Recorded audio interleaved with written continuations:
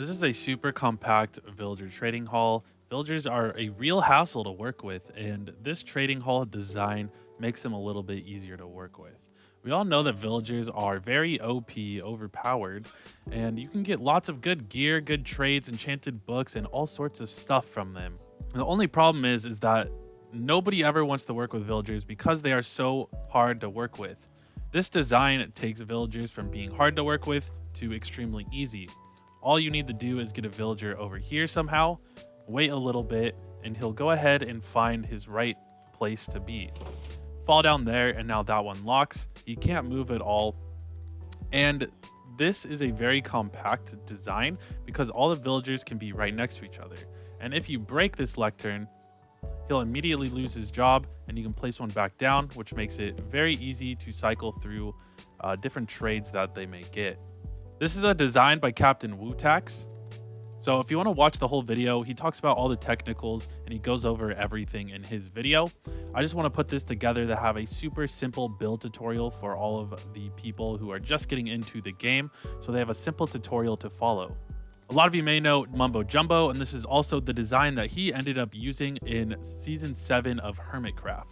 So now let's just get into how to build this thing. I just wanted to shout out this comment really quick because I thought this was a very nice comment for someone to leave on one of my videos. If you want your comment to be shouted out in a future video, all you have to do is leave a nice comment on this video. If you have any questions or comments for me, or you need help on any of these designs, the easiest way to get in touch with me is through the Discord, and that is linked down below. I also do streams on Twitch about 3 to 4 times every single week, so if you want to hang out with me and watch how I play Minecraft, please consider following me on Twitch. Cool, so let's get back into the content. Okay, so to start out this design, we need to put down 8 building blocks like this, or I guess you could even just dig out 8 if you really want. And then we're gonna have to put 8 building blocks right here, and then another 8 on the other side. So it should look like this to start with, and we're gonna need quite a bit of carpet. So now we just start layering the carpet down top of the building blocks that we put down. And we need to put double carpets down. So make sure that there's 2 layers of carpets down on every single spot. And this is the mechanic that confuses the villagers and makes it so that they never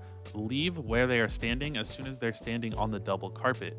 They get confused and don't think that they can actually go anywhere. Once the carpet's down, just put down whatever work stations you want the villagers to end up getting.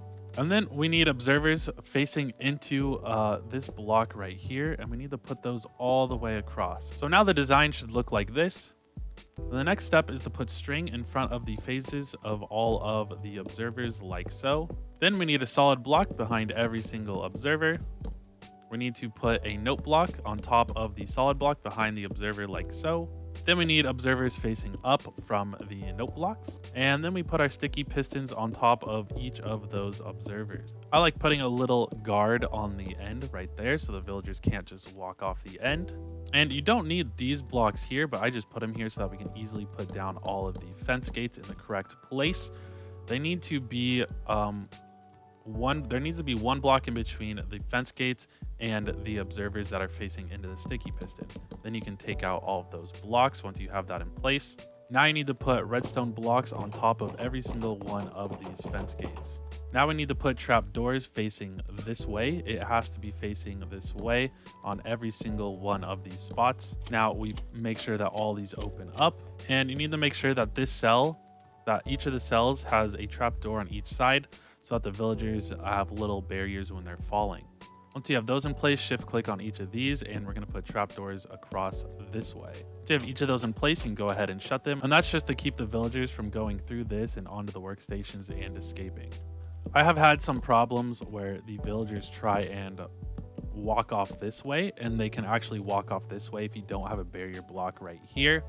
So I like to go ahead and make a wall right here. We may be able to get away with just 1 there, so now let's go ahead and test it. This thing should be all done and ready to go. I know in KaptainWutax's video, he has something scaring him to speed up this process, but if we're just patient, the villager will end up walking this way on his own.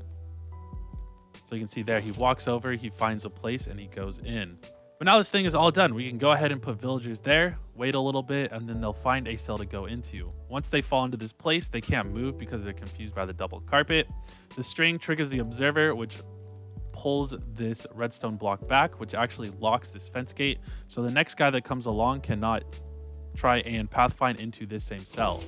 Cool, so I hope this video helped you. I know villagers are really hard to work with, and I hope this makes it easier for you. Thank you so much, KaptainWutax, for making this design. It's super simple and easy to make. You guys should go check out his video if you're interested in hearing all the details and technical aspects of this design. And the reason why I wanted to make this is because I'm about to make it in the Strangecraft series, which is our SMP series that we have with a few other digital creators. So if you want to check out the adventures we're doing in there, I highly recommend that. If this video helped you though, definitely leave a like. That helps me out a lot. And if you want to see more Minecraft automation and stay up to our adventures in Strangecraft, definitely consider subscribing. Cool, so I hope to see you in the next one. Bye-bye for now.